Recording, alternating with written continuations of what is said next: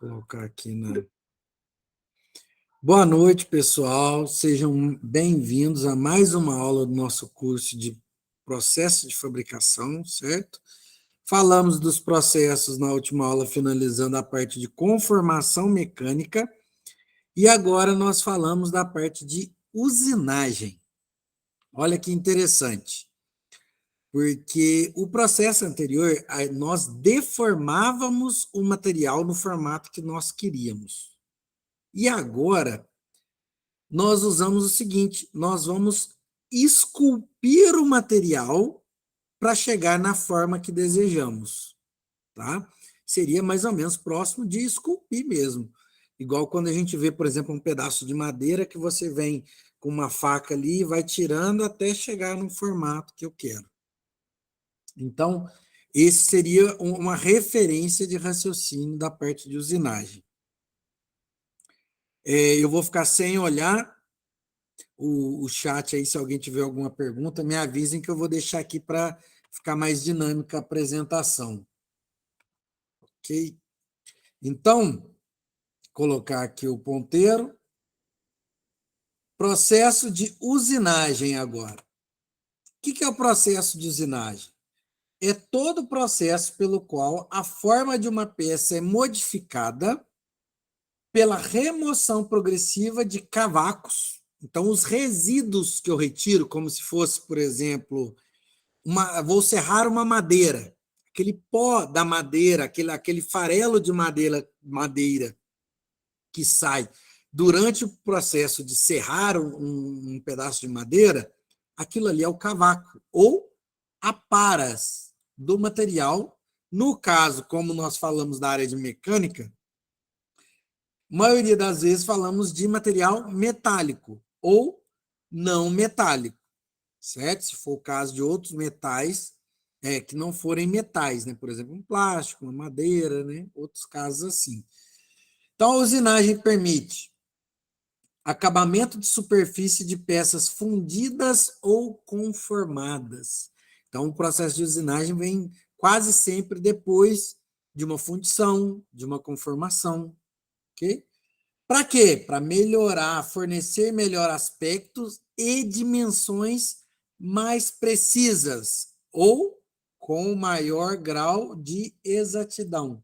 Então, a usinagem é muito utilizada, às vezes, só para chegar na medida final, para fazer um acerto da medição da peça.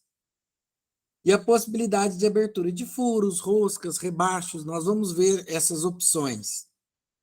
A usinagem é uma enorme família de operações, tais como nós vamos falar torneamento, aplanamento, furação, manipulamento, fresamento, serramento, brochamento, roscamento, retificação, brunimento, lapidação, polimento, afiação, limagem e rasqueteamento, dentre outros nomes que a gente vai ouvir falar. Como que funciona a usinagem? O princípio da usinagem é o princípio que forma o cavaco, formação do cavaco, certo? Materiais frágeis, tendem a formar um tipo de cavaco.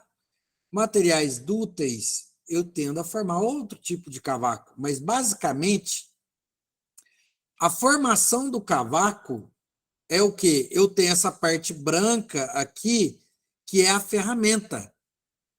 Ela vai vir retirando no intuito de cortar o material nessa linha que eu estou passando aqui, ó. Então, a ferramenta tende a passar retirando uma parte do material na forma de cavaco, e com isso vou dando forma à matéria-prima, ok? Então, é assim que funciona, mas como assim? Vamos continuar. Agora, vocês vão ver o seguinte, eu tenho um vídeo que chama Usinagem Apaixonante, que eu lembro quando eu encontrei com esse nome. Aí, esse vídeo mostra operações de usinagem, ó. Ok? Se tiver com problema do som, o som tiver com eco, me avisa aí que eu desligo o som da apresentação. Mas olha que legal, isso é usinagem. Eu tenho uma ferramenta movimentando. Espera.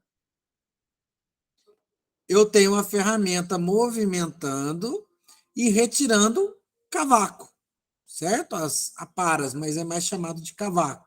Então, tem vários tipos de cavacos que saem, para vocês terem uma noção do que é um processo de usinagem. Aqui, fabricando uma engrenagem, então tem um processo aqui para fabricar uma engrenagem, a usinagem tirando cavaco, dando forma para um bloco de metal, certo? Ou para finalizar uma peça fundida e conformada. Ó, outro tipo de usinagem, esse é a ferramenta que gira. Tem processo de usinagem que não é a ferramenta que gira, é a peça. Então, dá uma olhada para vocês verem, ter uma noção do que é o processo de usinagem.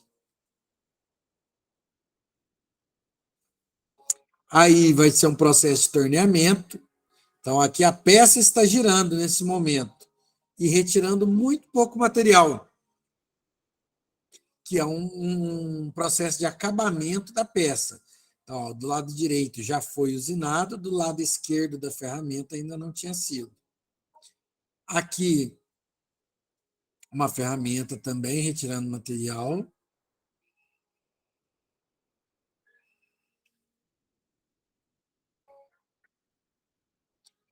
Joia, então eu tenho. Espera um pouquinho que tem gente querendo entrar aqui.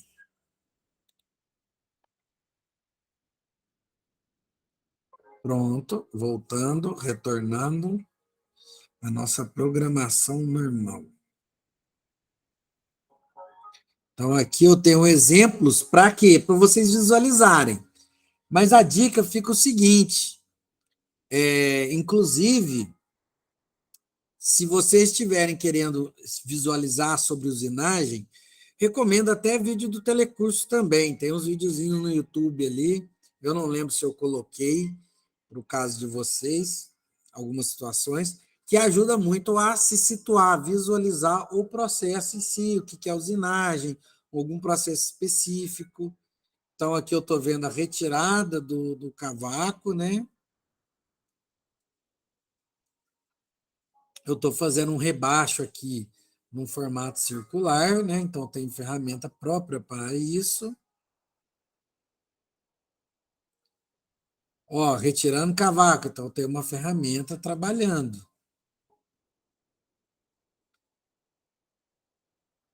E retirando o formato do cavaco aqui, ó.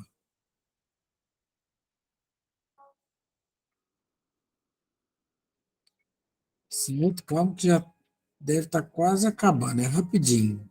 Dá 5 minutos. Eu acho que é um vídeo assim que resume. É uma coisa que você não vê normalmente. Isso daí você não vê no processo. É muito difícil. Esses dias eu fiz um torneamento do Marruela, eu pus na menor velocidade do torno. Aí eu tive uma situação próxima dessa daí, de conseguir enxergar o cavaco saindo, mas não em câmera lenta também. E eu acho que eu consegui colocar 90 RPM no torno. Aí, para quê? Que eu queria fazer sem forçar o mínimo possível a máquina, preservar o equipamento.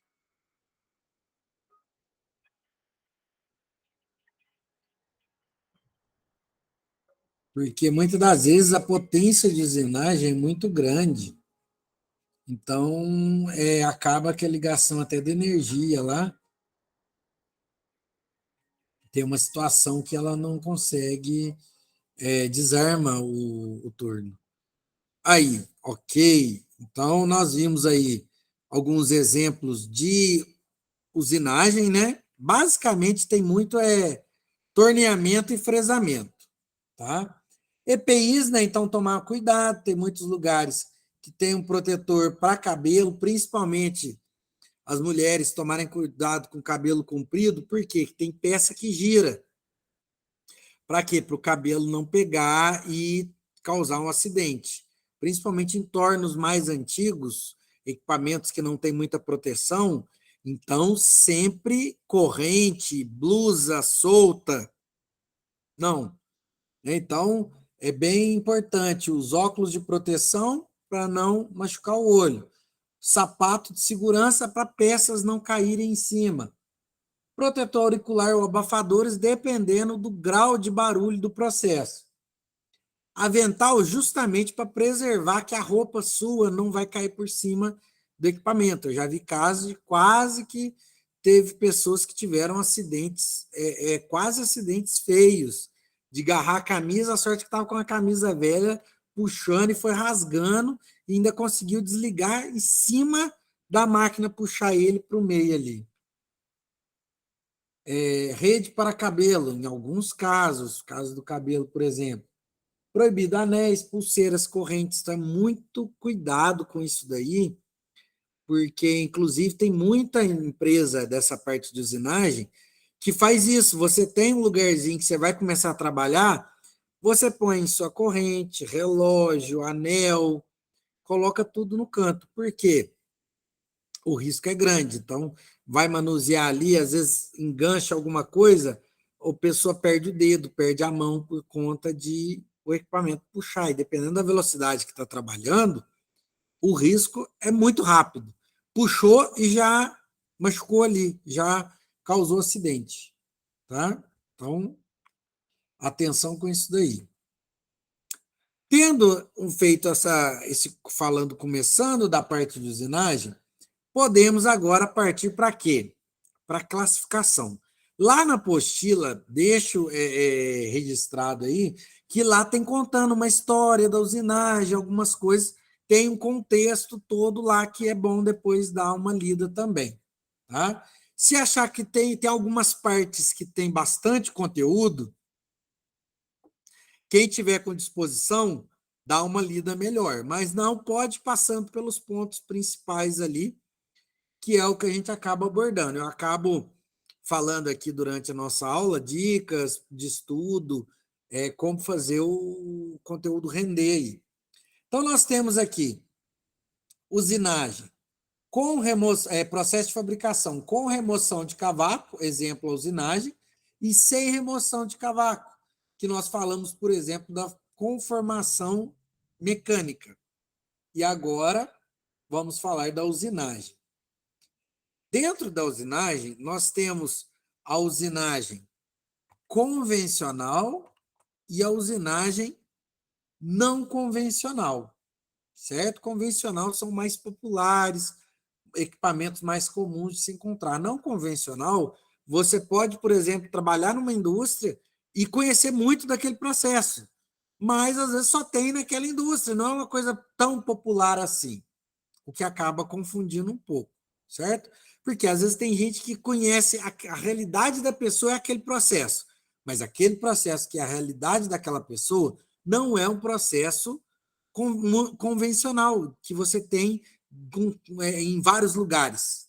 É um processo muito específico. Então, dentro da usinagem, nós temos os processos convencionais, alguns exemplos que nós vamos passar falando deles, e os não convencionais. Então, eu vou passar rápido aqui, porque eu acabo comentando sobre eles mais adiante. E dentro dos processos convencionais, que são mais populares, mais comuns, eu tenho os processos onde a ferramenta minha ela tem um desenho de corte definido. Exemplo, uma faca de corte. Se você pegar uma faca, você consegue tirar o desenho certo do gume de corte dessa faca. Tá? Então, quer dizer que o formato, o desenho, a geometria da ferramenta é conhecida, é definida. E, em outros casos, exemplo, a lixa de unha. O que lixa a unha? Você sabe me falar o desenho da partícula que está na superfície da lixa que retira material no processo de lixar a unha? Não. Por quê? Porque cada grão da lixa de unha não tem um formato definido, não tem uma geometria definida. Então, processos similares ao princípio da lixa de unha têm a classificação de geometria não definida. Exemplo de não definida: retificação, brunimento, polimento, espelhamento, lixamento. Quer saber outro exemplo? o esmeril, aquele rebolo, muita gente chama de pedra de esmeril, na verdade é um rebolo, que são partículas abrasivas, que é o princípio, na maioria das vezes, de funcionamento de equipamentos com ferramenta de geometria não definida, funciona pelo princípio da abrasão. E geometria definida geralmente funciona com o princípio do cisalhamento, do corte. A ferramenta vem como se fosse uma faca cortando a sua matéria-prima, retirando o cavaco. Então, eu tenho processo de fabricação convencional, de geometria definida, e convencional com ferramenta de geometria não definida. Então, os de geometria definida nós vamos ver também. Aí a classificação quanto à geometria da ferramenta, geometria definida e não definida. Depois, outra classificação que nós temos, operação de corte, operação de desbaste, que é a operação onde vai retirar muito material, e eu vou chegar próximo das medidas finais. Então, o desbaste não vai me trazer uma peça pronta, ela vai chegar na medida próxima. Então, quando a gente está trabalhando com as peças, você nunca tenta chegar retirando muito material direto na medida. Primeiro você faz o desbaste, depois você deixa uma margem para quê? Para dar um acabamento, que é o próprio nome do tipo de operação, operação de acabamento, que ele é feito para quê? Para retirar pouco material da peça e conseguir obter dimensões finais da peça, certo? Então, vai chegar no acabamento especificado, numa medida especificada. Perdão. Então, o que nós temos? Para o planejamento do processo de usinagem, tem várias restrições. O tipo da peça, qual máquina usar, qual ferramenta, qual a tecnologia da máquina que eu vou utilizar e qual o tipo de usuário da máquina ou operador dessa máquina, certo? Então, usinagem tem que tomar cuidado com a questão do planejamento dessa usinagem, tá? É muito importante, depois eu acabo comentando um pouquinho disso daqui. Primeiro, usinagem por torneamento. Depois que a gente passar em algumas características, nós vamos falar dela na semana que vem. A peça gira e a ferramenta está parada. Então, nós vimos uns vídeos que a gente consegue visualizar. Tem vídeo do telecurso sobre torneamento, só que não é o foco nosso. Então, esse aqui é um exemplo, ó, vários processos baseados no torneamento. Então, torneamento externo, interno, o sangramento aqui, e um outro exemplo aqui do corte, ó, retirando o cavaco da peça. Ferramenta parada e peça girando. Aplainamento. Eu vou ter uma ferramenta passando por cima de uma superfície para aplainá-la, como o próprio nome já diz. Então, eu tenho uma ferramenta que vai e vem, cobrindo essa superfície. Então, eu tenho aqui aplainamento, ó, alguns exemplos de aplainamento. A ferramenta vai e volta e a peça movimenta embaixo. Ela vai transladando aqui, ela vai movimentando para o lado e a ferramenta vai e volta e avança mais um pouquinho ali. Vai, volta e avança um pouco. Exemplos de aplainamento. Aqui um vídeo do aplainamento. Então, olha lá. A parte mais clara é onde já foi usinado. Agora o sol bateu de um jeito que não dá para ver. Então, ó, a ferramenta vai e volta e a mesa ali na parte de baixo, ela vai lentamente, a cada vai e volta, olha lá, a cada vai e volta, ela traz um pouco a mesa. E com isso faz a aplainação, o aplainamento da superfície. Furação, todo mundo conhece exemplo da furadeira de casa, furar uma parede, furar uma madeira, furar um metal, que tem que ter bastante cuidado. Tipos de furação que nós vamos falar. certo? Isso eu não vou nem entrar em detalhes, só para conhecer os processos de furação. Então, lentamente aqui nós vamos conseguir obter, uma broca girando e ela vai entrar em contato aqui com a superfície. Então, ela começa, a retirar o cavaco aqui, ok? Então, esse daí é o processo de furação, só para poder ajudar a ilustrar. Alargamento, então, eu tenho um processo parecido, eu tenho como se fosse uma broca, porém ela não tem ponta para furar. Então, eu tenho essa broca em vários formatos, para quê? Para dar acabamento ou desbaste em um furo para transformá-lo em outra medida ou em furo cônico, ok? Rebaixamento, eu pego como se fosse iniciar um furo, mas na verdade eu faço só um degrau para acomodar, por exemplo, a cabeça de um parafuso.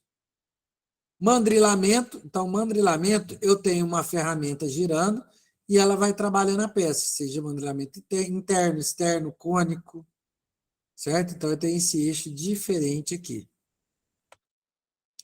Fresamento, nós vamos falar dele, então eu tenho fresas aqui que vão trabalhar o material. Então essa fresa está girando, vocês viram vários casos desse daí também lá. Então recomendo olhar um videozinho, tiver com dúvida em algum processo, torno, fresa, acho que furação e retífica, se não me engano, tem no telecurso também, que ajuda a visualizar o conteúdo ali, entender, entrar no clima para estudar. Serramento, dispensa, né? Tem vários tipos. Tem aquele de serra circular, que a gente conhece muito em serralheria. Tem de fita, esse caso, serra de fita. E tem essa serra com arco, que é baseado naquela serra que a gente usa em casa, que tem um pedaço, um arco de metal, uma fita de serra no meio e você vai serrar. Lembrando que no serramento você faz força na hora que está empurrando, quando os dentes têm que estar virados para frente. Porque você empurra, ele corta. Você não faz força para cortar na hora que está voltando. Tira a força na hora de voltar, serra. Na hora que vai para frente, você faz força de novo, observando que os dentes da sua serra têm que estar virados para frente. O dente lá tem que estar virado para frente, para na hora que empurrar, o dente retirar, fazer o corte do material. Brochamento, que basicamente eu tenho uma ferramenta que ela tem vários degraus, cada degrau desse é uma ponta da ferramenta. Então, quando essa ferramenta é puxada, por exemplo, no caso interno, cada uma retira um pouco de material. Para quê? Para quando a ferramenta terminar de passar, ela já retirou todo o material e fez um formato específico, seja dentro, como no caso da esquerda, como externo, no caso da direita. Ok? Roscamento, então é muito utilizado no torno fazer um processo de roscamento. Eu tenho a ferramenta que movimenta aqui e a peça gira. E com isso eu consigo fazer um processo de roscamento. Retificação. Então, aí até agora nós falamos em processos de usinagem com ferramenta de geometria definida. Agora falamos da usinagem com ferramenta de geometria não definida. O que é a retificação? É mais fácil eu mostrar. Então, eu tenho retificação tangencial e frontal. Aqui eu tenho um rebolo, igual um rebolo de esmeril. Nós temos um rebolo que ele vai girar e vai retirar material de uma superfície. Então, tem várias formas de retificação. Essa tangencial, essa daqui que é tangencial plana, a outra é tangencial cilíndrica. Aqui eu tenho uma frontal, então ele tem um cilindro girando, então eu tenho uma retificação frontal aqui plana. Ou essa cilíndrica sem eixo também, ou cilíndrica interna. Ok? Exemplo. Então aqui eu tenho um rebolo que esse vídeo era para estar. Vamos lá. Opa, não, o vídeo não foi. certo? Abriu em outro, abriu aqui. Agora está indo. Então, aqui eu tenho uma retífica.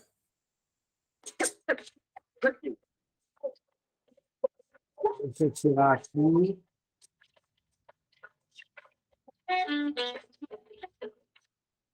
Tirei o som porque a gente não quer direitos autorais aí no nosso vídeo para atrapalhar. Então, aqui eu tenho o rebolo e a superfície. Então, isso aqui é uma retífica plana, ó. Rebolo girando e a ferramenta passando para quê? Para aplainar essa superfície. Ok? Então, eu tenho o rebolo ali, eu tenho uma retífica funcionando.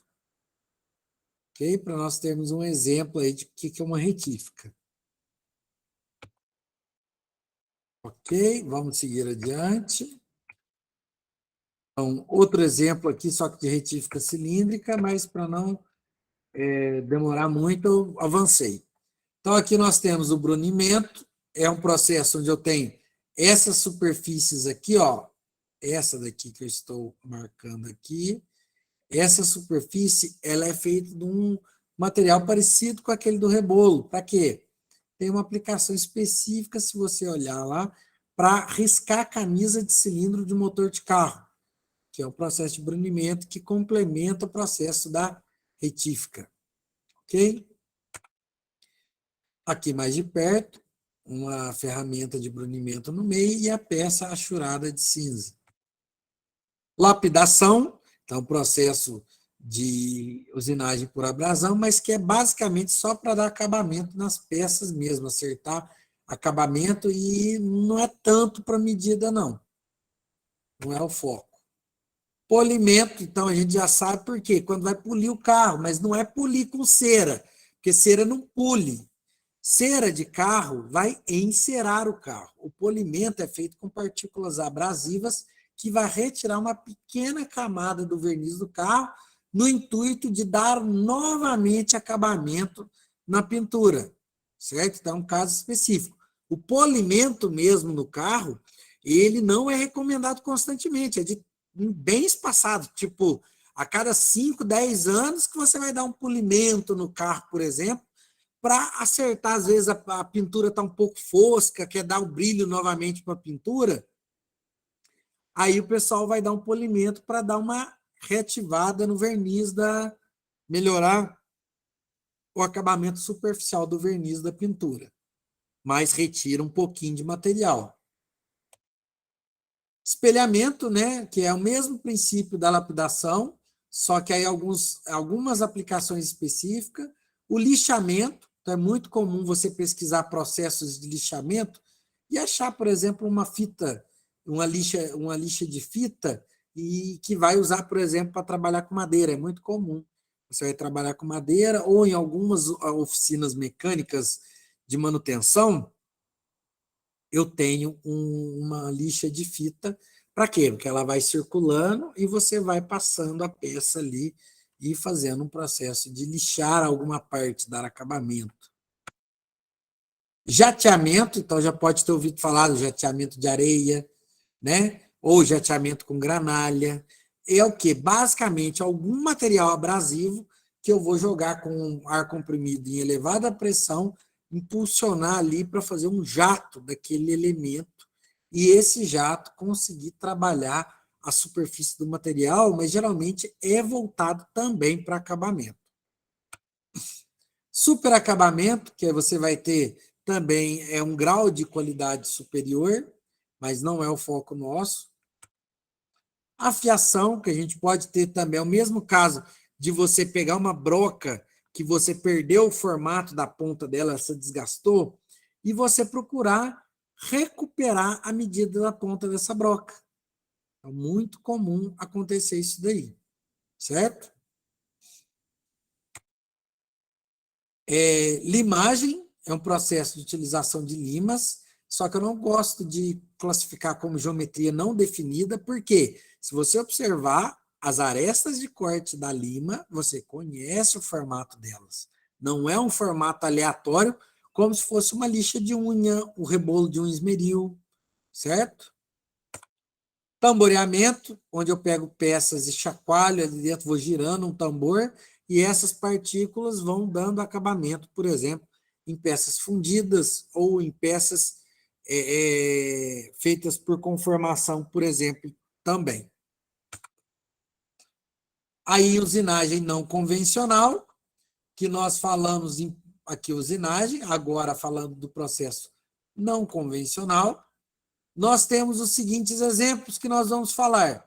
Usinagem por ultrassom, através da energia mecânica que retira material, frequências ultrassônicas, aplicações em cerâmicas avançadas, porque eu não preciso de contato elétrico na peça, conduzir eletricidade, preservação da integridade superficial do material, por quê? Porque você não tem atrito de uma ferramenta numa peça. Aí não esquenta tanto. Então, eu tenho um exemplo do ultrassom. Onde que nós vamos ver? Aqui, ó, videozinho. Melhor do que ficar falando, vamos dar uma olhada no ultrassom aqui, ó. Então, ó, a máquina controlada por computador, movimentando e realizando usinagem por ultrassom aqui, ó.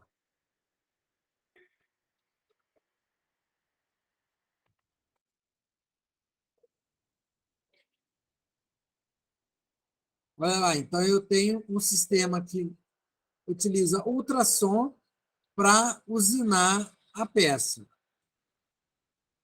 Certo? Então eu tenho um exemplo do ultrassom. A jato de água, então usinagem por jato de água, melhor do que ficar explicando e falando que tem um jato de água. Às vezes tem um pó abrasivo junto com esse jato de água, que ajuda a cortar vários tipos de materiais e também não depende do material conduzir eletricidade. Então, vamos ver um videozinho aqui.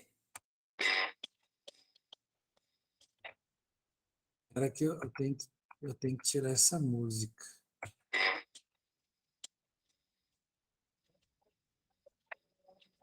Ah, vai com música então. Torcer para o YouTube não botar direito autoral lá. Senão vai ter que ter propaganda. Olha lá, no alumínio, com chanfro, cortando alumínio. Você pode cortar quase todo tipo de material.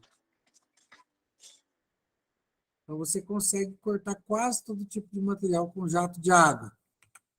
A eletroquímica, o que acontece? Eu tenho uma reação com energia elétrica e reações químicas, que é onde eu vou desgastando a peça, chamada anodo, e o catodo, onde tem o formato que eu quero, a ferramenta, vai dar esse formato para a peça lentamente. Aí eu tenho alguns vídeos aqui de exemplo, fica aí de referência para vocês. Esperar alguns segundinhos aí. Tem vídeo, acho que no YouTube, desse tipo de usinagem também. A eletroerosão, onde ocorre a fusão e vaporização do material usinado. A energia termoelétrica utiliza descargas elétricas. A distância da ferramenta varia de 10 a 50 micrômetros. Certo? Isso mesmo, é muito pequena a distância. Ela é muito curta a distância para realizar essa ação. Deixa eu voltar aqui, tem gente querendo entrar. Isso mesmo. Joia. Isso mesmo, Marcos. Água mole e metal duro. Vamos voltar aqui. Deixa eu colocar aqui de volta no lugar, que eu tenho que sair aqui quando vai chegar a gente. Preservação da integridade da superfície do material. Então, a eletroerosão, o perfil do eletrodo associado à forma que eu pretendo obter na peça. Aqui, ó, exemplo. Eu tenho o eletrodo, esse daqui, o vermelho, onde a corrente elétrica, a eletricidade está passando, e o cinza é a peça que eu estou retirando o material. Então, eu vou fundir e vaporizar o metal instantaneamente. Olha que legal. Então, vamos ver um videozinho só para ilustrar essa situação para nós. É bom que esses vídeos ajudam a enxergar o processo aí. Então, olha lá, eletroerosão aí, exemplo. Olha lá, então a peça fica trabalhando lá dentro, ó, fundindo e vaporizando o material lá dentro. Então, essa é a eletroerosão, meio de um líquido que ajuda a conduzir a eletricidade lá na peça. Ok? Então, ó, eu consigo obter peças com quinas muito mais vivas, por exemplo, de um encaixe de ferramenta. Ó, com eletroerosão, quina pontudinha. Com a fresadora, eu tenho que ter quinas ali abauladas, porque é o próprio raio da ferramenta. Usinagem por feixe de elétrons, que é só para informar que existe, né? Com feixe de elétrons em alta velocidade, no vácuo, onde eu tenho uma energia térmica que se transforma, energia elétrica, que se transforma em calor e vaporiza o metal ao choque dos elétrons. Por exemplo, aplicação em cavidades e orifícios. Aqui tinha um exemplo da configuração do feixe de elétrons, mas aqui eu tenho um vídeo, um pequeno vídeo, que ajuda a ilustrar. Ó. Eles vão preparar o canhão de elétrons, está no vácuo, ó. Então, ele fez um disparo de elétrons. Então, isso daí é mais questão artística, mas é o único que eu achei referência na parte de mostrar um feixe de elétrons acontecendo. Ok? A usinagem a laser, o metal é fundido e vaporizado por feixe colimado de luz monocromática intensa, chamado laser. Então, feixe de luz concentrada, intensa energia na forma de calor. Então, eu consigo fundir, nesse fundir, eu consigo cortar, retirar material da peça. Aplicação, por exemplo, em chapas finas. Quando que nós vemos? Então, eu tenho um exemplo aqui, ó, vamos ver a laser. Eu tenho um laser aqui.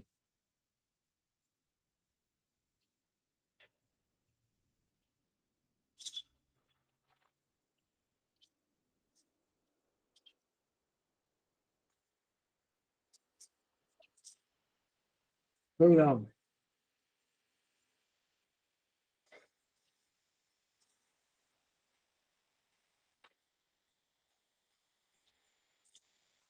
Então, esse aí é o processo de corte a laser, né? Usinagem a laser.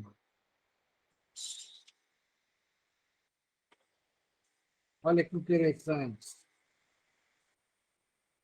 Certo? Então, esse é o corte a laser. Usinagem por arco plasma, fusão e vaporização do metal de base, também muito parecido com o processo da laser. Só que aqui não é o feixe de luz, é um gás que foi passado uma corrente elétrica e esse gás foi aquecido em elevadíssimas temperaturas, gerando o plasma. Então, aqui é um esquema de funcionamento do bico. Em soldagem, a gente vai falar desse bico de novo. Então, eu vou ter um exemplo aqui da parte de usinagem por plasma.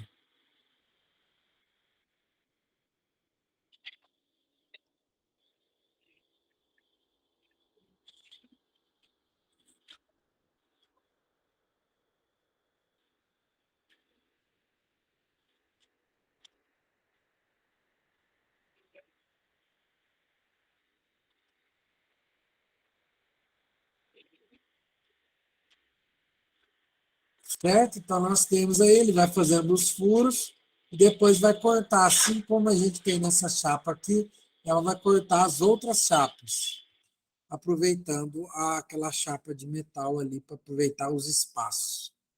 Então, nós temos aqui, lá tem na apostila uma explicação, falando a natureza energética de funcionamento relacionado com o modo de remoção, qual o tipo de esforço, se é erosão, se é reação química, se é reação eletrolítica, ou se é fusão, vaporização do metal, ou no caso das ferramentas convencionais de geometria definida, eu tenho outros tipos também, que é o cisalhamento, por exemplo, e no caso da ferramenta de geometria não definida, geralmente é a abrasão, o processo de retirada do material. Certo? Então, tem alguns exemplos relacionando o processo com suas características principais. Aqui, o processo de acordo com a sua aplicação. Então, qual o tipo de usinagem para diversos materiais condutores e usinagens de materiais mal condutores? Então, tem ultrassom, por exemplo. Usinagem de peças delicadas, remoção química. Microusinagem, fazer usinagens muito pequenas. Então, nós temos corte a laser, jato d'água, feixe de elétrons. E lá na apostila, eu sei que vai ser difícil para enxergar, eu tenho essa tabela, onde eu tenho os processos avançados de usinagem, ou processos não convencionais, e os processos convencionais de usinagem, de acordo com cada situação, ou,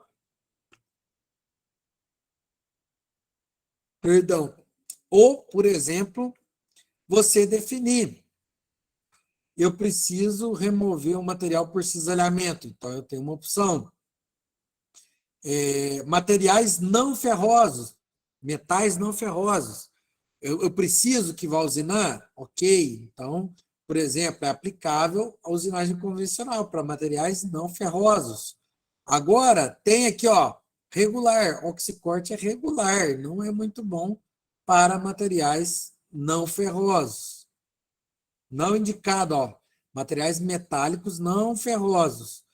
Não indicado a oxicorte. A laser não é a aplicação limitada e tem vários outros casos que diferem aí da usinagem, de alguns processos de usinagem convencional e não convencional. Ok? Então, isso aí está explicando lá na apostila.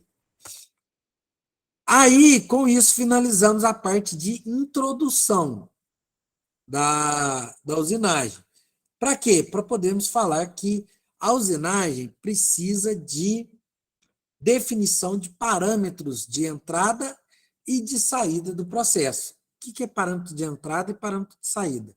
Os parâmetros de entrada é tudo que a gente consegue planejar e definir como que vai funcionar antes de realizar o processo de usinagem. Ok? E o parâmetro de saída são itens que você acompanha durante ou até posteriormente à usinagem. Então, você pode ver itens que você pode monitorar enquanto está se usinando ou posteriormente. Por exemplo, o cavaco que sobra. Eu consigo olhar o cavaco mesmo após ter sido usinado, para saber como que ocorreu aquela usinagem. Teve algum esforço diferente? Então, eu consigo observar isso daí, ok? Então, eu tenho processo de torneamento, que vai ser uma referência de processo de usinagem mais simples. E o que acontece? Eu vou observar hoje, falar com vocês, os parâmetros de entrada. São eles: material e geometria da peça, material e geometria da ferramenta. Aí você fala, professor, tem mais aqui. Todos esses outros estão embutidos em material da peça ou em geometria da peça. Geralmente, uma dureza, um tratamento térmico que é associado à dureza, a pureza do material que está associado com a cristalografia, com os outros. Todos estão relacionados na parte material da peça. E aqui eu tenho a ferramenta de corte, que eu vou falar em geometria da ferramenta e material dessa ferramenta. Ok? Aí depois eu vou ter parâmetros de corte que você define antes do processo de usinagem.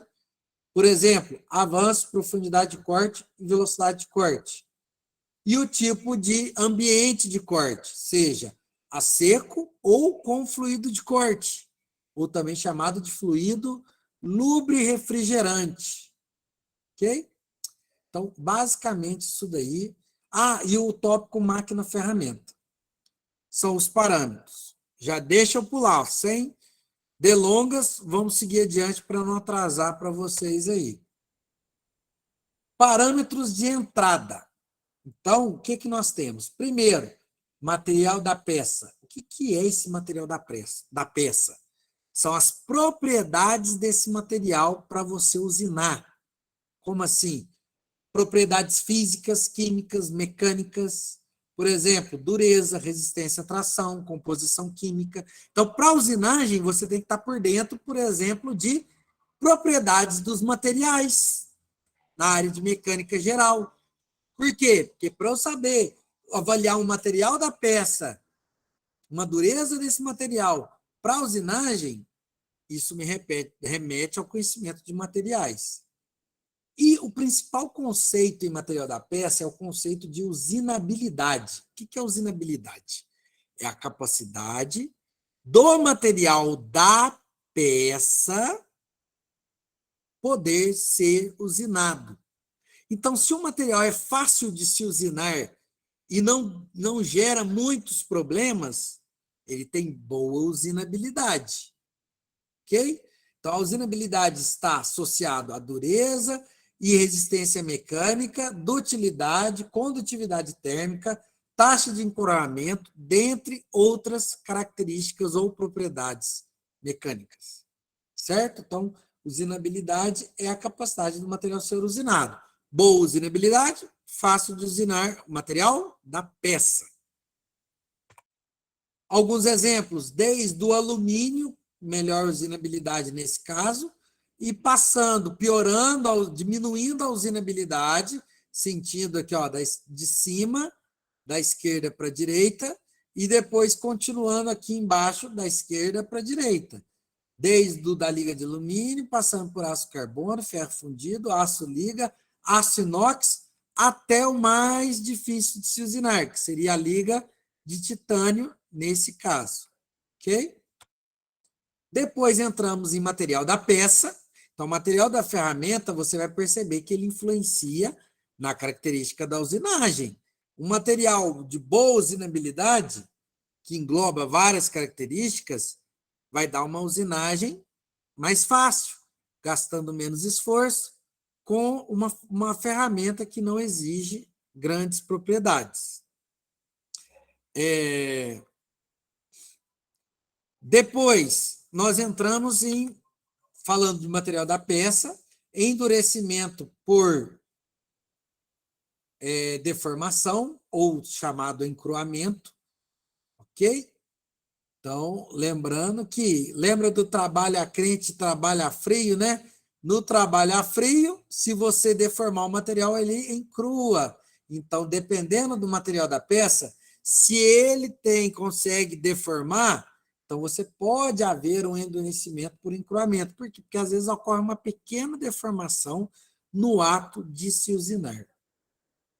A microestrutura do material, alguns exemplos aqui da mesma estrutura, da mesma composição química, porém com microestruturas diferentes.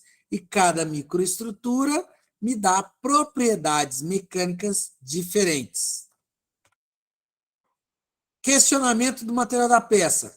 Quando estiver estudando, estudou, tenta responder. Explique o conceito de usinabilidade do material da peça. Guarda aí para refletir. Outro, qual a influência do material da peça no processo de usinagem? Então, refletir sobre isso daí. Geometria da peça. Então, a capacidade do processo de executar o formato geométrico da peça com a exatidão e o acabamento superficial requeridos é justamente a característica da geometria. Então, eu preciso executar um formato da peça. Então, como que eu posso definir esse formato da peça? Então, a gente classifica em alguns padrões. Eu posso classificar em peças axissimétricas, ou também eu gosto mais de chamar eixos simétricas, porque ela é simétrica em relação a um eixo, e peças prismáticas, que ela já é como se fosse um prisma. Você está fazendo um prisma, por exemplo, um perfil quadrado que se estende, uma peça que ela tem um formato de um prisma. Prisma, antigamente muito conhecido, um prisma triangular. Por quê? Porque a luz batia de um lado e esse prisma tem até na capa do CD do Pink Floyd, se não me engano. Tem até um desenho de um prisma, né? Bate a luz branca, ela vai refratando ali dentro do prisma e abre nas cores do arco-íris ali. certo? Então, aquilo ali é um prisma. Por quê? Tem um formato triangular que se estende. Aí, dependendo do formato que se estende, é uma peça prismática. Se é uma peça onde você tem, por exemplo, se você pegar o perfil da peça, por exemplo, uma garrafinha de água, se você passar um eixo pelo centro da garrafinha e girar, você vai perceber que geralmente o formato não muda. Porque geralmente o formato da garrafa girando, ela tem um perfil eixo simétrica, certo? Então, essas duas características. Principal representante, vou até mudar o ponteiro aqui, ó. Principal representante, torneamento na eixo simétrica. Então, o torneamento, por quê? Porque a peça gira. Então, enquanto a peça está girando, eu só consigo fazer peças onde ela tem um perfil eixo simétrico. E a prismática principal representante, nós vamos ver que é o fresamento. Ok? Exemplo, peças similares a sólido de revolução é o mesmo que falar das peças eixos simétricas. Por quê? Similar a sólido de revolução. Quer dizer que é uma peça sólida. Se você fizer uma revolução ou uma volta com o perfil dela em volta do centro, você tem o próprio perfil da peça. Por isso que é similar a sólido de revolução. Revolução no sentido de volta, de ciclo, né? Uma volta, um ciclo, um giro. Então, estou vendo peças aqui, várias peças que têm bastantes partes, várias partes aqui, por exemplo, essa daqui, ó, muita coisa que você vê num torno usinando uma peça com perfil de revolução, de sólido de revolução, ou eixos simétricos. Peças não similar a sólido de revolução, que são as peças ou superfícies prismáticas. Exemplo, esse bloco aqui, para usinar esse bloco, eu vou precisar, por exemplo, de um fresamento. Eu não consigo usinar uma peça prismática no torno. Não pode. Então, é uma coisa já para prestar atenção. Se tem torno, eu não posso falar de peça prismática. Se tem fresamento, eu não posso falar de peça eixo simétrica ou similar a sólido de revolução.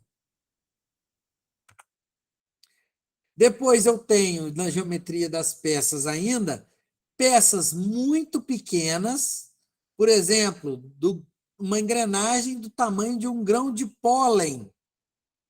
Olha para você ver. Peças que medem na casa de 50 micrômetros, que você não consegue enxergar a engrenagem. Então, é muito pequeno. Ou uma peça dessa daqui, ó, olha o tamanho do camarada aqui do lado desse rotor. Esse rotor provavelmente é o rotor de uma turbina de hidroelétrica, muito provavelmente. Então, essa peça, muito grande, para usinar ela, é um equipamento enorme, que ele vai movimentando em volta da peça. Você não leva a peça no equipamento, você põe ela ali, o equipamento vem por cima da peça para usinar. Ok? Então, peças muito pequenas e muito grandes. Questionamento de geometria da peça. Qual a influência da geometria da peça na seleção e execução do processo? Então, dependendo do formato da minha peça, eu já tenho alguns processos de fabricação que são definidos para usar, né? Que é o que eu falei. Em alguns casos, eu não consigo usar aquele outro processo de usinagem, porque ele não consegue fazer esse formato, essa geometria da peça. Depois, já pulamos para material da ferramenta, falando do material e geometria da peça. Agora, material e geometria da ferramenta. Primeiro, material. Então, primeiro conceito, o material da ferramenta é mais duro do que o material da peça. É o caso tradicional. Então, eu preciso de um material mais duro para usinar um material mais mole, grosseiramente falando. Exemplo, o material da ferramenta é sempre equilibrado em relação a desgaste versus tenacidade. Por quê? A resistência ao desgaste, ela traduz-se como se fosse a dureza. Então, resistência ao desgaste e dureza caminham geralmente juntas. Enquanto que a tenacidade é o oposto. A tenacidade, a dutilidade, são duas propriedades que são contrárias à dureza e à resistência ao desgaste, certo? Então, essas são as propriedades que, apesar de serem antagônicas, são mais desejadas dentro de uma ferramenta, que ela tenha uma boa resistência ao desgaste, com o mínimo de tenacidade para viabilizar a sua utilização no equipamento. Ok? Então, depois dá uma lida lá nessa parte do material da ferramenta, que explica bastante coisa dos princípios de utilização do material de uma ferramenta. Por exemplo, alta resistência ao choque térmico. Então, ela esquenta, esfria, ela tem que suportar. Alta resistência ao impacto. Por quê? Porque às vezes vai lá e dá uma esbarrada na peça, ela não pode quebrar com facilidade. E não pode haver reação química com o material da peça. Então, tem que evitar do material da ferramenta reagir com o material da peça. Então, partimos para os tipos de materiais de ferramenta. Primeiro, aço rápido. Aço rápido foi o primeiro aço que o nome, erroneamente não, na época que lançou, passamos de 3 a 5 metros por minuto, que é a grandeza, a unidade da velocidade de corte, para o aço rápido de 30 a 35. Então, em alguns casos, aumentou 10 vezes a velocidade que eu conseguiria usinar a peça. Então, por isso veio o nome aço rápido, que em inglês você vê muito isso em broca de furadeira. HSS, High Speed Steel, aço de alta velocidade, ou aço rápido, que é o nome que nós damos. Basicamente, todas as brocas que para furar metal, que a gente compra comum aí para furadeira, são brocas feitas com aço rápido, é o material delas, ela é toda feita de aço rápido, ok? Por causa do custo, é o material mais simples para usinagem. É mais barato, mais fácil de se trabalhar para produzir uma ferramenta. Alguns exemplos de brocas aqui de aço rápido. Algumas características de materiais, por exemplo, o tungstênio, que dá uma característica, cadê o tungstênio? Aqui, ó, tungstênio, dureza quente. Então, eu tenho dureza quente por causa do tungstênio como elemento de liga no aço rápido. Depois entramos no metal duro, outro material que veio depois do aço rápido. Ele é feito pela metalurgia do pó, que é um outro processo de fabricação, certo? E ele, basicamente, vai melhorar minhas características, como o próprio nome já diz, é um metal duro. Mas ele não só é duro, ele se mantém com uma boa dureza, mesmo a quente. Isso deu o nome para ele de metal duro. Boa dureza a quente. Então, aqui um exemplo, eu pego a composição química em pó, misturo, fabrico através de compactadores, fabrico a peça e levo ela depois, levo ela para o forno, perdão aqui a sequência, passa pelo forno, no forno ele quase que derrete, ele pega numa temperatura que as partículas do metais grudam uma nas outras, formando uma peça com uma elevada resistência mecânica.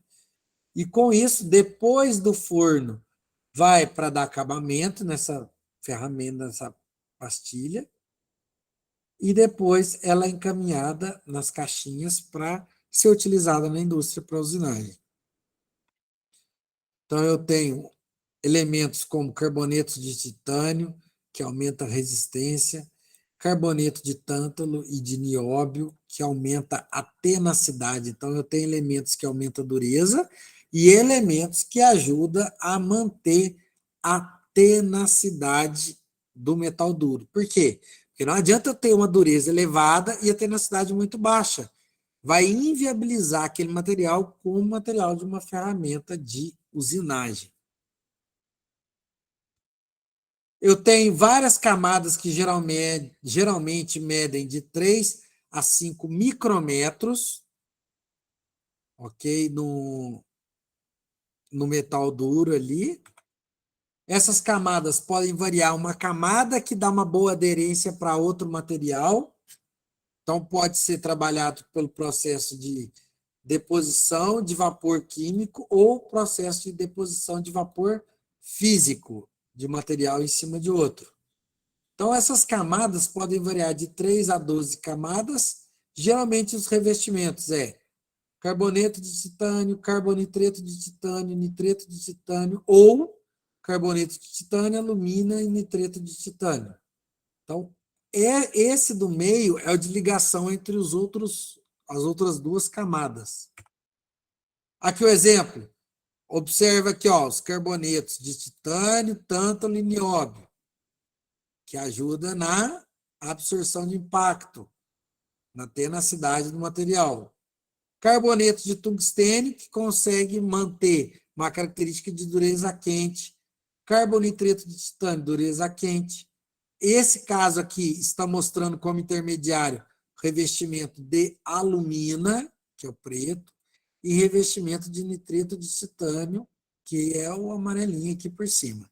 Por isso que tem muita ferramenta que é amarela, mas tem muita coisa que às vezes é só pintado de amarelo.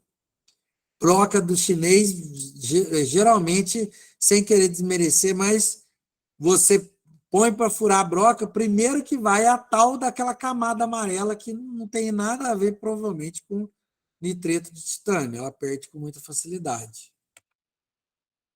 Aí eu tenho normas, padrões de formato, de ferramentas, de tipos de ferramenta de metal duro, certo? De acordo com a composição química e com o tamanho dos grãos de carboneto.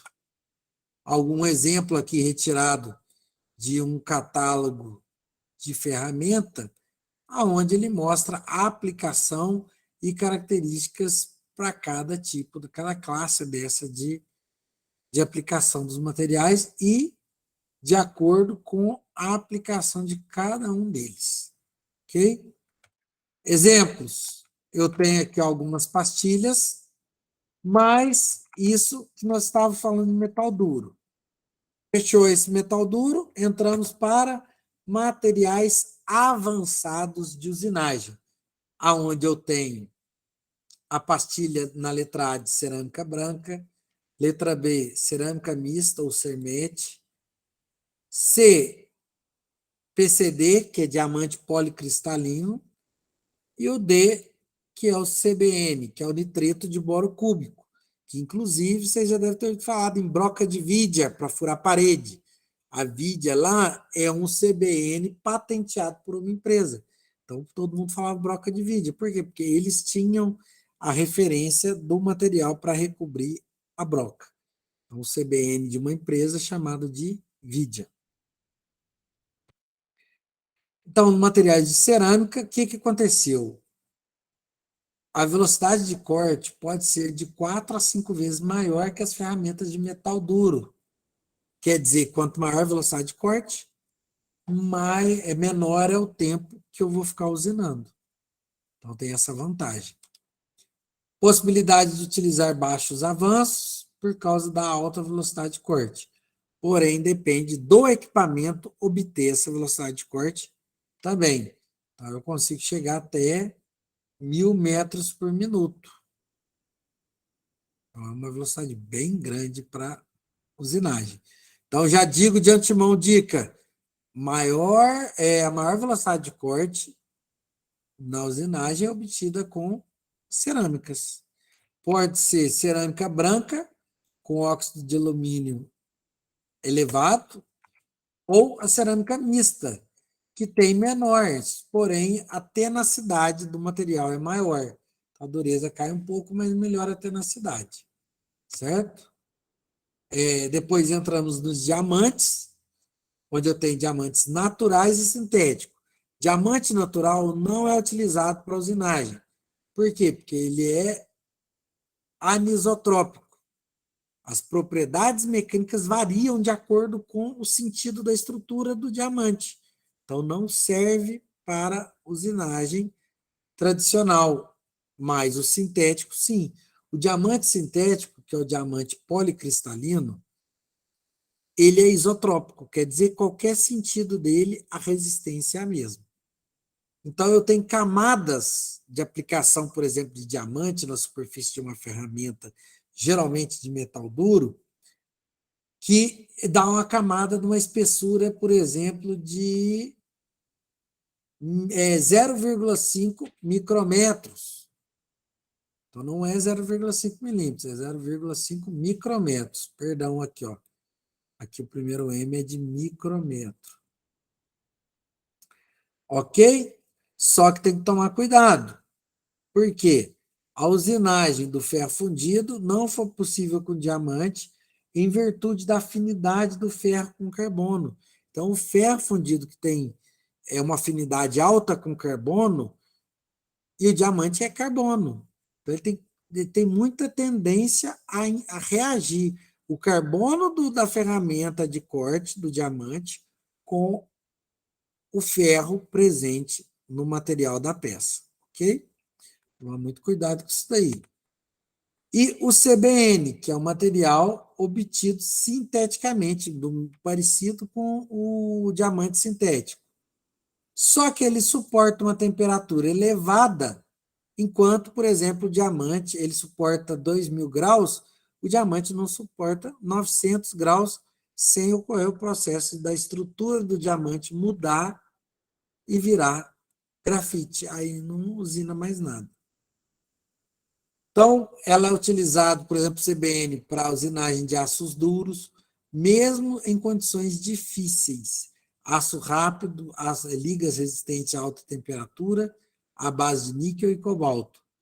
E revestimentos duros com altas porcentagens de carboneto de tungstênio e cromo-níquel.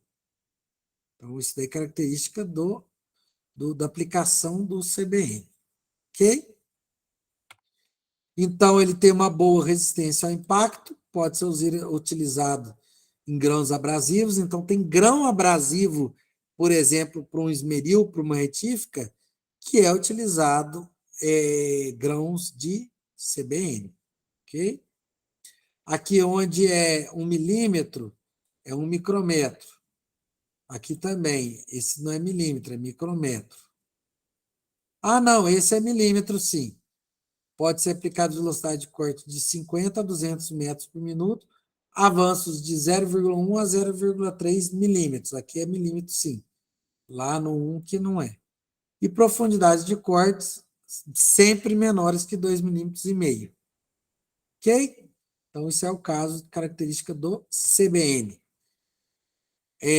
Questões para ajudar a estudar sobre o material da ferramenta, como escolher o material da ferramenta, como o material da ferramenta influencia o processo de usinagem. Geometria da ferramenta, que é o formato que a ferramenta tem. Então, ela tem 3 ângulos principais, que eu chamo de cunha de corte, que é o ângulo da cunha, seria esse do meio aqui. Ângulo da superfície de saída, seria o ângulo de cima. Por quê? Porque é por onde o cavaco sai aqui, ó. Então, o cavaco sai aqui. Superfície de saída ou ângulo de saída. E, por último, superfície de folga ou ângulo de folga, que é o que está nas costas da ferramenta, por onde a superfície que foi usinada passa. Ok? Então, eu tenho aqui as 3 superfícies. Cunha de corte, superfície de saída e superfície de folga. Aqui um outro desenho ilustrando isso que a gente falou. Dá uma olhada, porque às vezes tem gente que tem dificuldade em visualizar imagens ou entender meio que o 3D aí. Então, dá uma olhadinha aí, vê se tem alguma dúvida e a gente vai tentando esclarecer aí. Ok? Aqui, o ângulo, né, de saída, de folga e ângulo da cunha de corte. Então, a de folga é aqui de trás. A de cima, a superfície por onde o cavaco sai. Aqui, dentro da geometria, continua, né? Superfície de saída, superfície de secundária de folga e aresta secundária de corte e aresta principal de corte. No fresamento, eu tenho várias situações também que eu vou explicar depois. Na furação, eu também vou enxergar esses três que eu falei principais: cunha de corte, superfície de saída e superfície de folga. Ok? Ângulo de inclinação, que aí está associado com a robustez e dependendo se é acabamento ou desbaste. Esse ângulo negativo geralmente está associado com desbaste. Ângulo de inclinação positivo geralmente está mais ligado com acabamento da peça. Então, o lado aqui esquerdo é o negativo e o B, que é o lado aqui, seria o para acabamento, que seria o de ângulo de inclinação positivo. Ok? Raio de ponta está muito associado com a rugosidade, então ele faz parte do formato da ferramenta também. Então, o raio da ponta está muito relacionado com o acabamento que você consegue obter na superfície da peça. Questionamentos de geometria da ferramenta. Quais são os três principais ângulos e qual a influência desses ângulos da geometria da ferramenta no processo de usinagem? Ok? Então, finalizando a geometria da ferramenta, passando para parâmetros de corte. Então, eu tenho parâmetros de corte, a velocidade de corte, que ela é obtida. Nesse caso aqui, ela estaria saindo do papel aqui, ó. Ela estaria saindo do papel. Então, estaria de frente para você. O avanço está certo. Nesse processo de torneamento, eu estou avançando da direita para a esquerda. A velocidade de corte está como se estivesse saindo da tela. Por quê? Porque a peça está girando no sentido anti-horário, se você estivesse olhando do lado de cá da peça. Certo? Então, qual que é o nome? Os parâmetros de corte: velocidade de corte, avanço e profundidade de corte. Ok? O que acontece? Aqui, ó, agora dá para enxergar melhor. A setinha azul é a peça girando que vai causar quem? Tinha que estar reto. Agora vai. Tinha a velocidade de corte, que é essa seta para cima. Avanço, a seta preta. E profundidade de corte, a branca. Como assim? Velocidade de corte gera a usinagem da peça. O avanço mantém essa usinagem contínua. E profundidade de corte, geralmente, está muito associado com o esforço que a máquina vai fazer. Então, tem que ter um limite para cada ferramenta. Você vai ter cada material da peça também, cada circunstância onde você vai usinar, você vai ter uma profundidade de corte para ter um limite ali para não forçar demais sua máquina. Depois, nós entramos no sistema do meio lubre-refrigerante ou fluido de corte. Então, eu tenho fluido de corte que vai fazer com que eu facilite a minha usinagem. Então, como que eu vou facilitar? Eu posso ter, por exemplo, uma grafite, um pó de grafite que a gente usa para lubrificar. O gasoso, um ar comprimido, que geralmente a gente usa para limpar ou esfriar, né? Jogar um jato de ar para dar uma esfriada. Ou o caso mais comum, que é o quê? Que é o próprio sistema, por exemplo, do motor de um carro. Eu tenho um óleo lubrificante dentro daquele motor para manter o sistema todo lubrificado. Que no caso da usinagem, muitas das vezes vai facilitar meu processo de usinagem se eu tiver um fluido de corte que retira o calor que está sendo gerado da usinagem e lubrifica o processo de usinagem para reduzir o esforço que eu preciso fazer. Então, eu só tenho benefícios. Depois eu tenho que ver o descarte, como que eu vou aproveitar isso daí, ok? Então, é isso daí. Só deixa eu aproveitar aqui uma situação aqui, pera. Já vou voltar à apresentação, porque corrigiu um errinho aqui, que quase sempre eu esqueço de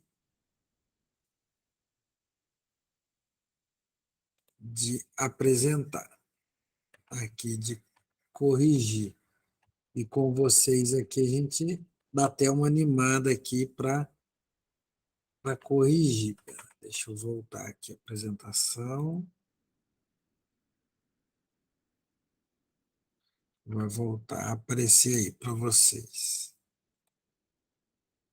Ok, então eu tenho líquidos que vão ser utilizados como fluido de corte. Por exemplo, óleos, emulsões, soluções, que são a maioria das aplicações de fluido de corte. Aqui o exemplo, ó, eu estou usinando essa peça num torno e eu tenho um fluido de corte. Parece uma água, mas geralmente não é água pura. Eu tenho um sistema que ele é um óleo solúvel em água, que ajuda a esfriar e lubrificar meu processo de usinagem. Aqui, ó, fluido de corte sendo jogado em cima da onde eu estou usinando.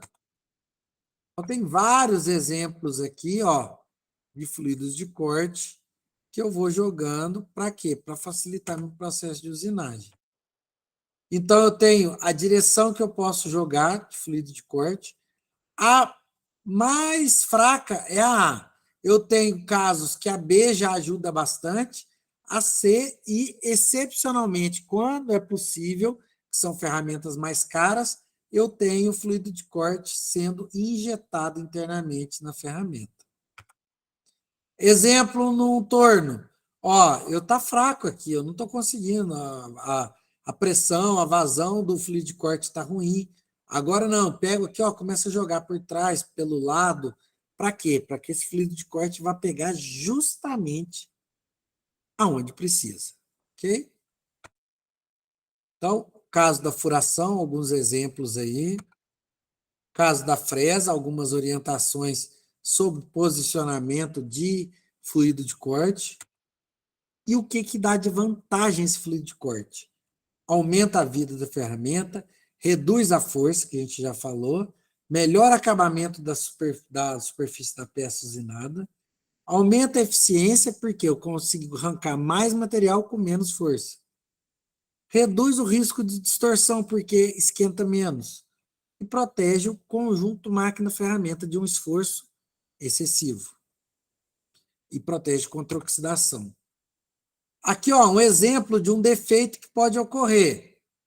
Observem o início da ferramenta usinando e depois gruda material, que é o caso da usinagem de alumínio, por exemplo, que ele vai tendendo a grudar na superfície do material, da superfície da ferramenta.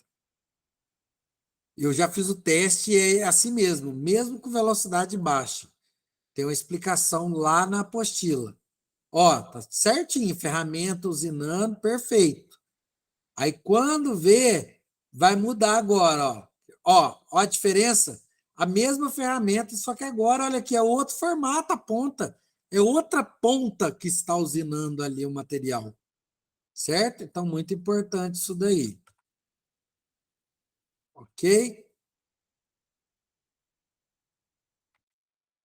Então, é outro caso aí. A usina, o fluido de corte, eu tenho aquela situação que eu uso muito, fluido de corte, e uma pesquisa que eles falam de MQF, que é a usinagem com mínima quantidade de fluido. Então, ele pulveriza fluido de corte para ver se dá um bom rendimento, um resultado aceitável, principalmente quando a gente fala em fluidos que têm difícil descarte, que você tem que pagar para descartar aquele fluido que você utilizou, por exemplo, um óleo usado do motor do carro. Aqui eu tenho usinagem a seco, que basicamente é só você pegar as características da usinagem com fluido de corte e colocar o contrário, tá? A usinagem a seco. Aí tem que considerar bastante coisa também, mas basicamente é o que eu falei, é o contrário do outro. O conceito máquina-ferramenta, certo? Que eu tenho aqui, que é o quê? Resumindo o que está escrito, conceito máquina-ferramenta. É você saber avaliar qual equipamento, qual ferramenta, qual máquina e qual conjunto de ferramenta que você utiliza para uma determinada aplicação. Como assim? O tipo da máquina, a rigidez da máquina, a potência daquela máquina, qual que é o rendimento de fabricação daquela peça ou de utilização da máquina. Ela vai fabricar qualquer tipo, a versatilidade, qualquer tipo de peça fabrico ali. Quantas peças eu consigo fabricar por hora, por exemplo? Qual é a qualidade da medida da minha máquina? Ou juntando a máquina com uma determinada ferramenta. Qual a velocidade de trabalho da ferramenta? Espaço útil de trabalho? Qual a região que eu consigo, o tamanho da peça que eu consigo usinar? E o peso dessa peça? Todos esses itens compõem o conjunto, o tópico máquina-ferramenta. Então, você planejando tudo isso daqui para ocorrer a sua usinagem, você está considerando se aquela sua máquina, com a sua ferramenta, cumpre o quesito máquina-ferramenta para aquela usinagem. Certo? Então, aqui nós temos parâmetros. Aí não, aqui no caso, nós finalizamos por hoje. Ufa, sem mais delongas, sem estender demais para vocês, o nosso conteúdo dessa semana se abrange, então, dessa parte de introdução da classificação dos processos de usinagem e esses parâmetros de entrada que caracterizam o planejamento do processo de usinagem. Pessoal, deixa eu voltar aqui. Alguma dúvida, pessoal? Desculpa aí a correria, mas geralmente eu deixo alguns vídeos. Pode falar. Professor, Diga. é bem interessante, né? Que eu tive uma experiência como operador de centro de usinagem, e como operador de centro de usinagem a gente trabalhava de uma forma direta, mais com ferramentas de forma. E comparada com o torno convencional, nossa, é uma diferença assim gigantesca, né? Se você for ver bem na prática. Você tem que prestar muita atenção. Uma coisa que eu, inclusive, conversando com o pessoal da noite, tem gente que trabalhou já há muito tempo também de operador de CNC, de centro de usinagem, CNC, comando numérico computadorizado. Que, por exemplo, tinha gente que não tem conhecimento de usinagem e às vezes desliga o fluido de corte para observar a usinagem, sendo que a usinagem foi toda planejada para acontecer com o fluido de corte. Aí a usinagem vai ficar ruim e o pessoal acha que é da usinagem, não porque desligou o fluido de corte, um pouquinho para dar uma olhada ali. Então, você interferindo nos parâmetros de entrada, você interfere no processo de usinagem. É interessante isso daí, porque às vezes um detalhe faz a diferença naquele processo de usinagem. E o interessante é que nem o senhor fez a menção do fluido de corte, isso aí é tão sério que dependendo que nem lá, a gente usinava peça de alumínio, a gente fazia peça para ar-condicionado. Quando era desligado o fluido de corte, quando a peça ela não morria na hora, por causa dos arranhados que ficava, o risco de estourar uma ferramenta de forma que é de valor altíssimo também era assim fora do normal, professor. E você sabe por que acontecia isso na sua ferramenta? Não é somente, não foi exatamente pela lubrificação, mas a lubrificação desligando ela, acontece o seguinte: ela acontece, eu vou até voltar aqui na apresentação, que acontece isso daqui, ó. Acontece a aresta postiça de corte. Aí ela começa a ficar arranhada e dá problema, por quê? Porque o alumínio, na ausência de lubrificante, ele tende a aderir na ponta da ferramenta. Aderindo aqui na ponta da ferramenta, ó, é que não dá para eu mostrar aqui direitinho, não sei se está aparecendo o mouse aí, mas essa ponta postiça que forma na ponta da ferramenta faz com que você perca medida na peça final, perca acabamento e muda a geometria da sua ferramenta. Aí gera tudo isso que você falou de consequência aí.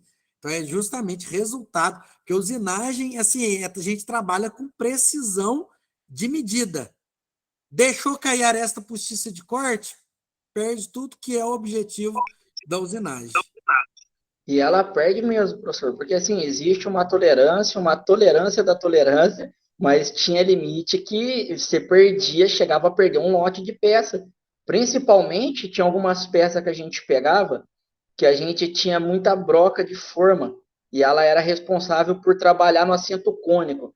E aquele pequeno arranhãozinho no assento cônico, aquilo lá não tinha como ser retrabalhado, aquilo lá virava refúgio mesmo. Verdade. Nossa, gente, pessoal, essa parte de usinagem, junto com metrologia, medição, medida, acabamento, nossa, esse dimensional.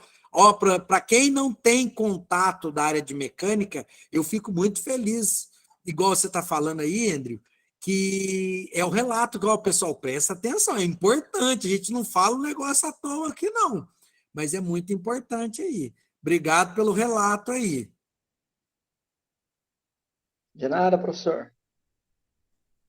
Se alguém tiver mais alguma dúvida aí, então, por hoje, fechamos o nosso conteúdo da semana e continuamos semana que vem. Alguém mais alguma coisa, informação para trocar aí, para comunicar alguma coisa, alguma curiosidade? Que é interessante, porque vocês que participam, a coisa mais fácil é escrever no fórum depois.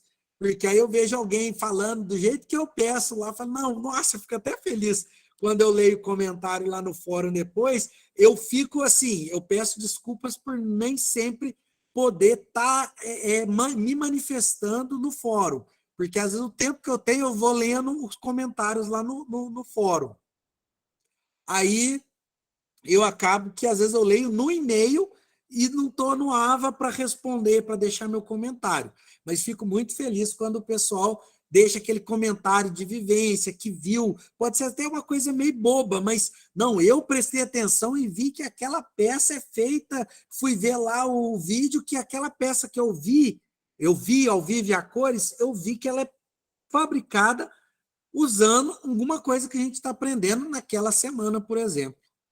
É muito legal, viu? Agradecer a participação de vocês aí. Ô, professor, é que nem agora, olha que interessante, né? A gente, quando está como operador, que nem a gente não entende muito do termo técnico. Estou aprendendo, tendo uma base legal de termos técnicos agora, devido ao curso aí, do conteúdo que a gente está absorvendo. Mas, olha, eu nunca nem imaginei que o nome era aresta potiça de corte. Verdade. E muitas das vezes eu tenho alunos que me deram ferramentas que tá com um alumínio e não sabia que era isso, mas falou, ó, essa daqui estragou a ferramenta e o pessoal trocou. Aí eu trouxe aqui ia jogar fora. Aí eu na aula mostrei aqui então, é justamente isso daqui, porque aqui na cidade tem a fábrica de rodas. De liga leve. Então, liga leve é liga de alumínio. E acontece essa mesma situação. Interessante mesmo. Legal, pessoal. Mais alguma dúvida aí? Cineide está quietinha aí. Ah, tô quietinho aqui, mas tá tranquilo. Você falou lá da broca, eu lembrei que eu comprei uma broca da China, quando eu furei a peça, né, ela travou. Aí eu inverti a furadeira para poder voltar e tentar tirar. Ela distorceu e ficou reta, de tão boa que era a peça. Ai, ai, ai. Ela chegou a desenrolar toda, assim, ela tirou a volta toda da broca, ela tirou a volta e ficou Nossa, reta. oh, você conseguiu a Nossa, essa não façanha. é ruim, não, ela é péssima. O broca da China, esse negócio de furação, broca da China, Eu cheguei a um caso que eu comprei uma broca de parede e fui, só que tinha um azulejo, tinha uma cerâmica na frente. Aí eu marquei lá, peguei meu punção aqui, que eu tenho até um punçãozinho, então bati o punçãozinho para não ficar correndo.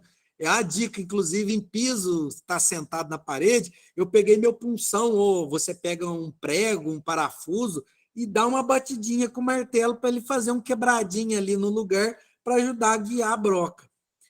Aí bati e vim com a broca. Eu vi que ela começou. Quando ela foi ficando difícil, difícil, difícil, quando eu tirei a broca, eu tinha feito um furo. Ela entrou com aquelas abinhas na ponta, a broca de parede normal. Quando ela saiu parecendo um parafuso, a ponta afunilada. Ela perdeu aquelas abinhas de fora e ainda veio afunilando na ponta. Eu falei, caramba, perdeu até a medida da broca.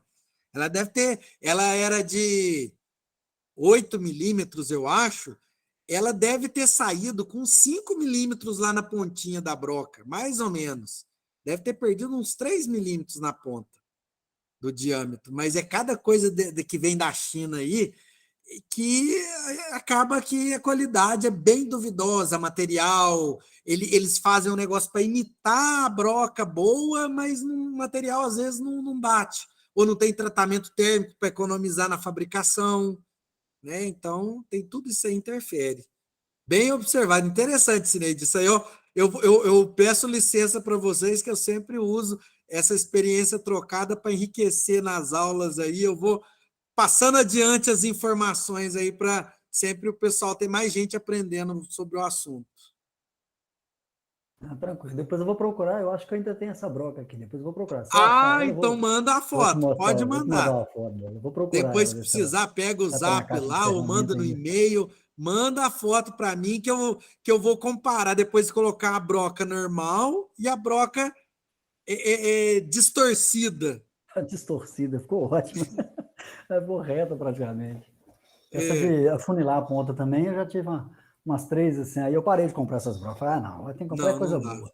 Não dá para Aí trabalhar, você não tem compra como você aquele fazer, né? estojinho na loja de material de construção tem aquela da Irving. Irving, Tem tem uma daí, outra lá que eu esqueci o tem outra nome, Bosch também, que é muito boa. da Bosch. É uma maleta da Bosch que vem com umas Ó, brocas. Ela tem todas as medidas, é se não me excelente. engano, é uma boa observação, agora eu lembrei.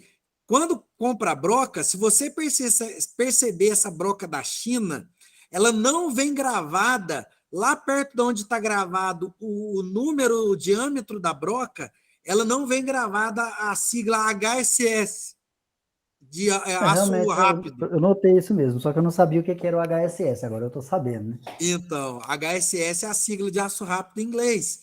Uhum. Sem contar, tem outra coisa. Não confundir se alguém lê, por exemplo, em estrutura de carro, carroceria do carro, esses carros mais modernos, ele tem um aço do tipo HSS na estrutura, mas não é aço rápido.